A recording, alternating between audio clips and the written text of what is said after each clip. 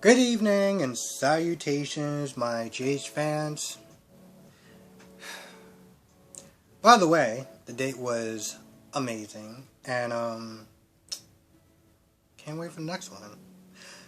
So, with that being said, let's talk about Michael and Willow for a minute, because here's the thing, and I do read the comment section. And I know someone was there saying that, well, technically because Willow and Chase aren't married, well, they're not really doing anything wrong, like they had like one like dry date. It wasn't really that, wasn't really going anywhere. And so, they're free to do what they want. And to an extent, I understand that. But here's what it comes down to. Common decency, common courtesy. Regardless of how she felt about Chase, she knows that Chase wants to be with her. She knows that Chase still wants a future with her. And them doing this whole running around his back and all this other crap that, and granted, today what they did was just like, okay, alright Michael, I see exactly where you're going with this. This whole going behind his back is what the problem is. Especially for the two people that really came at Chase and Sasha so hard when they did what they did to get back, to make sure that Michael would get custody of his son. That whole thing that they did, granted, it hurt and it sucked. They weren't doing it out of malice, and yet they still got mad at them. And now look what those two are doing.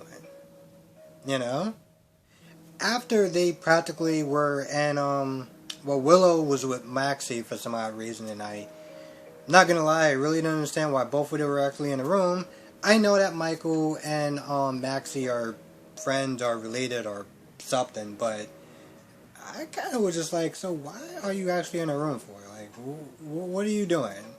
What's your purpose there? Like, you're gonna offer like words of encouragement or something? I'm just gonna be honest. I didn't really understand what the two were doing in there. But later, when they got back to their place, well, they have sex. Okay, there was really no other way to sit there and put it. They just had sex, and I'm sitting there like, I'm sitting there thinking in my head, while I'm watching them do what they're doing, I was like, Chase is actually still at death's door. This guy is dying, okay? He could practically just pass away while y'all two are just having mattress, playing mattress tag. And you're cool with that? You're okay with that? Like, you couldn't wait.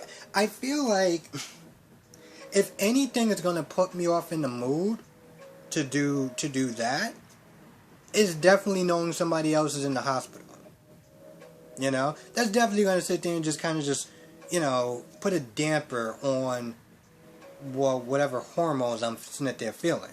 Because that's, so I don't understand how they just had sex so casually, like, oh, we gotta do it right now. I mean, yeah, Chase is in the hospital and he's probably about to die, but, I mean, we gotta do this now. I don't even know what to say about that scene. I really don't. I really, really don't. I'm just like, wow, okay. Now, apparently, while they're, having sex, somebody is actually looking at them at the gatehouse and look like they're about to sit there and walk in. I have no idea who, but seems like somebody. Now, Valentin does meet Brooklyn. After they check out the baby, they go back to their place, and this is when Valentin says something.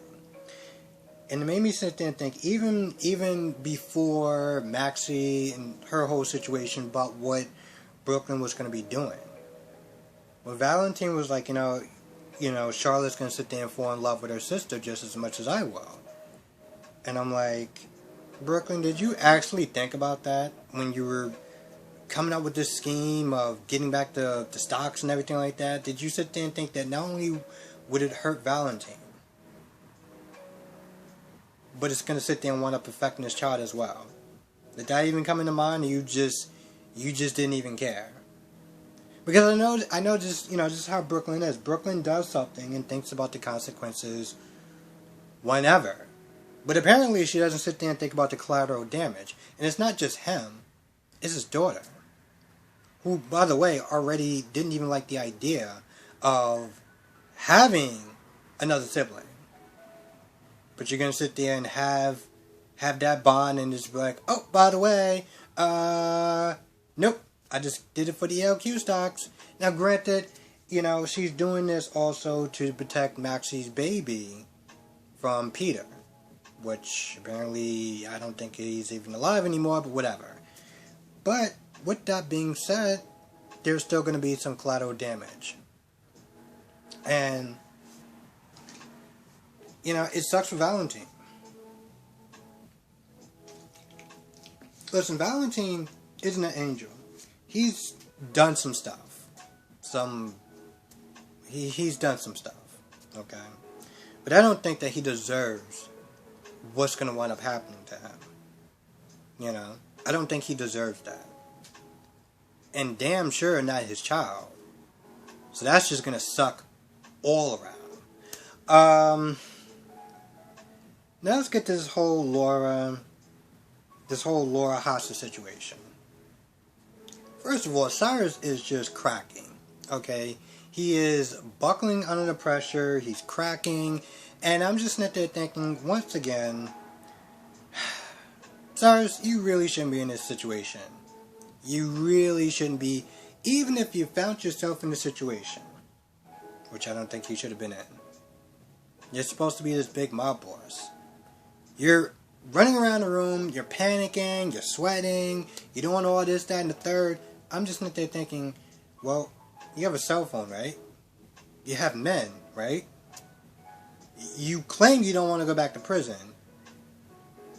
I would sit there and think you would use the resources that you've had, that you acquired throughout the years, and, I don't know, make something happen.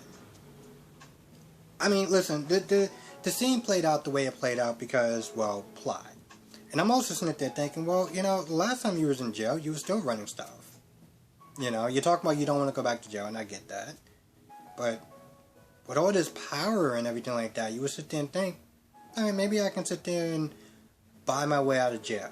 Bribe someone. Kidnap someone's child. Whatever. Okay, not someone's child, but threaten to kidnap someone's child. Whatever you guys sit there and do to get out of jail. I feel like he should be in this position where it's like, even if they threaten him with jail, he's like, alright, cool.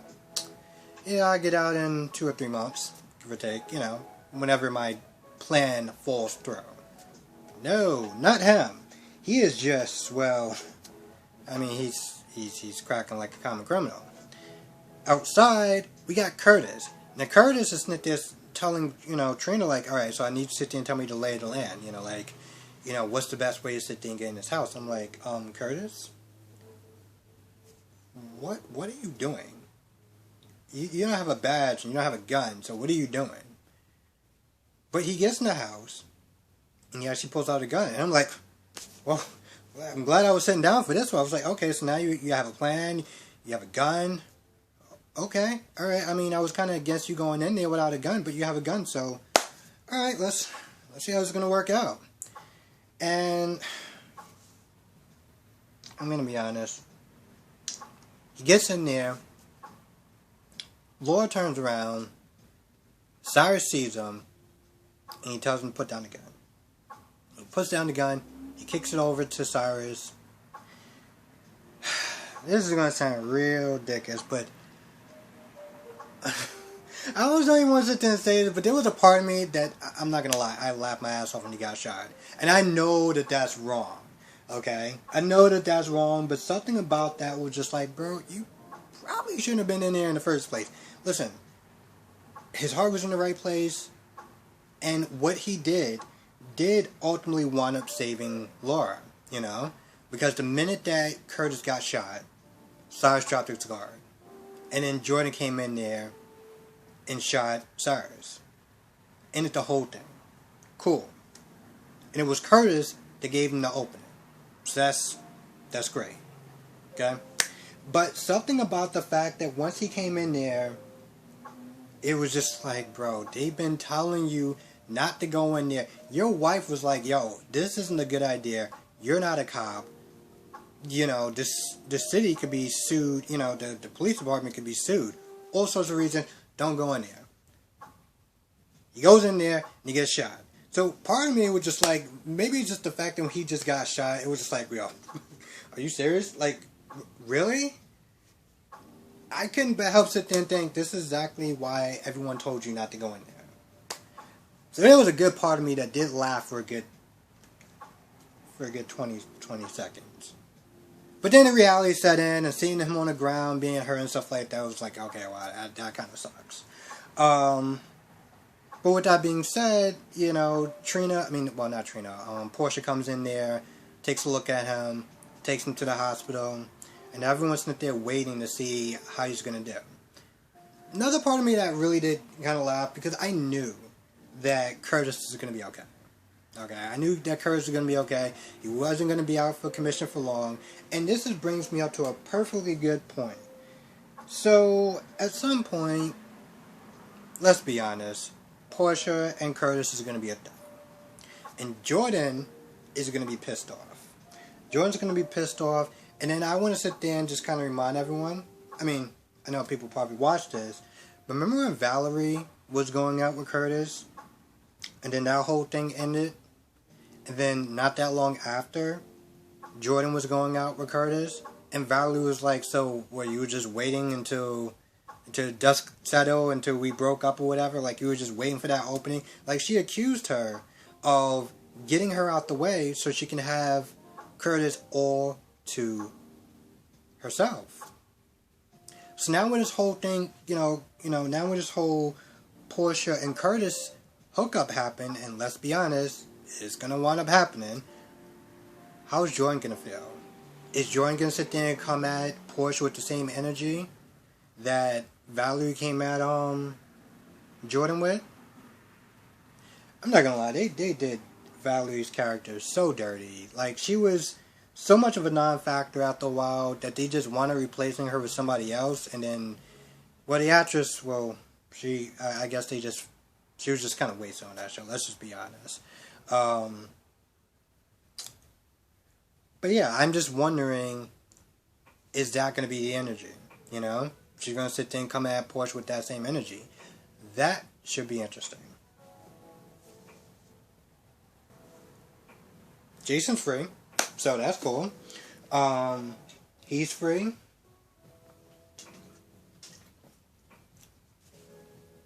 Now, Liesl comes to the cabin to keep Britt company, give her an update on what's going on, as far as, I don't even remember why. He sent Liesl over there so that way she wouldn't be alone. And they have a good heart-to-heart talk. First of all, she talks about Jason. Here's the thing. Every time she talks about Jason, she's always smiling. She's always smiling ear to ear. Liesl was like, so did you have sex with him? I was like, whoa. That's kind of personal, a little kind of awkward. I can never imagine in a million years my dad ever asked me a question like that, because that is just a question I never want my dad to ask. But with that being said, they have a good heart-to-heart talk. Britt informs Liesl about her, her Huntington's disease, and how Jason was the one that really kind of helped her decide as far as getting the test done, and he was there, he was supportive, he listened, and yeah. So once again, she just kind of confirmed how much she likes Jason, and how even when Carly was sitting there talking to Jason, Carly was like, I have new respect for Britt, after saving your life and everything like that. Because she was like, she's done a lot of bad things. And at first I was like, Carly, really? But then Carly was like, yeah, but then so did I. I was like, okay, good. Just making sure we're on the same page about that. So, that's cool. She seemed like she accepted her a lot She seemed like she accepted her a lot faster than she did with Sam. But to be fair, I mean, Britt did actually save his life. So, kind of moved that whole timetable up. So that's good. Olivia got to see the baby. Jax was there, which, I'm going to be honest, I don't even really understand why he was there. I think he said he was there so he could sit there and talk to Michael because of the whole shootout and everything like that. He wanted to make sure he was okay. But it was just like, bro, I get that and all, but I felt like you didn't really do anything in this episode. I mean, to be fair, I felt like Olivia didn't really do that much in this episode either, except for, hover around the baby and everything like that, and offer her support to Brooklyn, but, I mean, besides that, it was like, I kind of felt like both of them wasn't really, I felt like if anyone wasn't really necessary in this episode, it was Jax. Just want to throw that out there. And of course, Jax is going to be sitting there giving Carly a hard time, and they're going to be going right back to the beginning about Jocelyn and her safety, and so this should be interesting. How did I forget about Maxie? So Maxie was sitting there talking to Finn and Liz. Now, at one point, Finn was about to sit there and confess everything as far as Peter and how he's gone and this, that, and the third. But when Austin came in there, Liz was like, listen, I need to sit there and talk to you. So Liz brings him into the next room, and Liz is like, listen, whatever you think you're about to do, it was a bad idea. You can't sit there and be locked up or anything like that. You need to sit there and be out trying to find a cure for Chase. We don't have time for this. And once again, I'm just like, Liz, I understand. Here's the thing. When Liz was like, the fact that he could go to jail and he's not at the hospital trying to find a cure for Chase, I got that part. I understood that part. But she seemed like she was so adamant about covering up Peter's crime, and I felt like it was mainly because Peter killed Franco. If this had been anyone else, or if Peter didn't kill Franco, I'm just wondering, would she actually have that same energy as far as covering up this crime? And let's be honest, it's not really a crime. I mean, it did happen by accident, but she just seemed like she's so strongly just ready to cover this whole thing up, and I'm just like, okay, Liz. But, with that being said, Finn goes along with it. Now Austin checks up on Maxie, and he feels responsible for the baby being gone because he was too busy getting knocked out, which really isn't his fault, but he's going to be going to the search party, trying to help find the baby and stuff like that. Now, to be honest, there's one point where Liz looks at Austin a couple of times, and she gives him that look. She gives him that look when she brings Finn out, like this weird look, like, I don't know if it was like an anger look or a something look, but she gave him a look, and I'm just like, I don't know what they're going to do with this whole Austin or Roger's character, and I don't know. I feel like here's the thing. It's nice to sit there and see him act, it's nice to sit there and see, like, him on a show still. Because I feel like no matter what character he plays, he always puts a bit of himself in there. Like, he puts his sense of humor, his sarcasm, how he tells his jokes, how he runs his lines. It's still going to feel like Franco to some extent. It just kind of seems like a more happier version. Or like a more, like, mellowed out, kind of like, I don't know how to sit there and describe it. But he just seems like a lighter version of Franco. Which is fine, but it's just like, I actually tell you the truth, I talked at length about that, so I'm just not even going to really sit there and go there with it. I'm going to sit there and try to just keep an open mind, or as open as I possibly can about this, but I also want to sit there and say it's still sloppy at best. Okay, it's sloppy. It's sloppy. I've said it before. I've said it. Brock TV said it. I don't know if DC have said it, but we all said it. So yeah. So I have to sit there and say this was a decent episode. It wasn't like fire has a... Well, actually, no, that's not true. Some parts was okay. I felt like this was a decent episode. I do. I was sitting there, I was like, some parts was like, I mean... But for the majority of it, I think it was a pretty decent episode. With that being said, I'm going to go. But before I do, I want to thank everyone for your patience and your understanding and your support. I want to thank everyone for their support. I don't want to sit there and get this whole speech and, start crying or whatever, but I just want to thank everyone, because I know it came out late, and, just all the well wishes about, my date and everything like that, which actually went pretty well.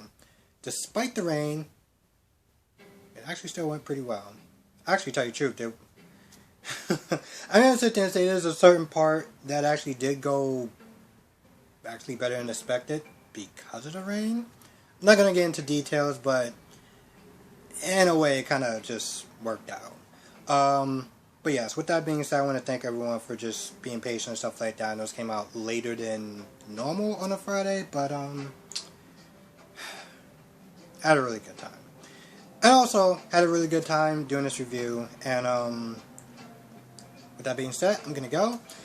Thank you for watching. Be safe. I hope everyone actually has a great week. I hope everyone actually is, all I'm going to sit there and say is be safe. Because there is a lot of crazy in the world, and I need everyone here that is watching this review to not sit there and live in paranoia or anything like that, but just keep your head on a swivel, okay? Because crazy has a way of coming at people, There was a radio guy that always sit there and say, in life, we always sit there and try to avoid craziness. Always try to avoid crazy. It's actually Charlemagne. But, so yes, with that being said, just keep your head on a swivel, because you never know when crazy is going to sit there and come your way. With that being said, I hope everyone has a great week. Let me know what your thoughts are in the comment section below. Thank you for watching. Be safe. I'll catch you in the next video.